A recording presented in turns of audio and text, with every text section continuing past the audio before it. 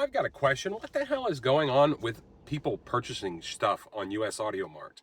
A lot of the products you see featured on my channel, not all of them, but quite a few of them.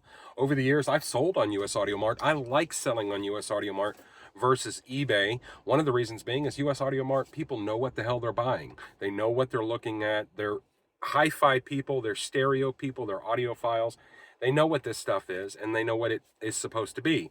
And so you don't have these scenarios where somebody buys something and then they plug it in and they don't realize that the switch on the back is what turns it on. And anyway, you don't have any kind of crap. They know what they're buying, right?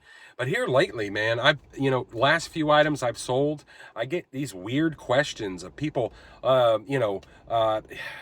what kind of feet does it have on it? And I'll be like, oh, well, I guess, it's the original feet that came on the product when it was new, or, it's the feet that it comes with. And then they're questioning me like they don't believe what I'm saying. It honestly is just ridiculous. I get wanting to know what a product is. I understand that. I do that as well. When I purchase used stuff, I want to know what it is, and I want to look it over and, make sure it is what it is, and that sort of thing. But these questions seem to go far beyond that, almost silly stuff. Has anybody ever breathed on it that had a cold, or just crazy stuff?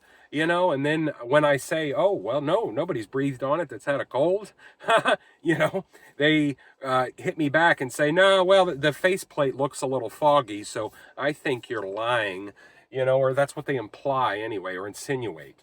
And it's just ridiculous.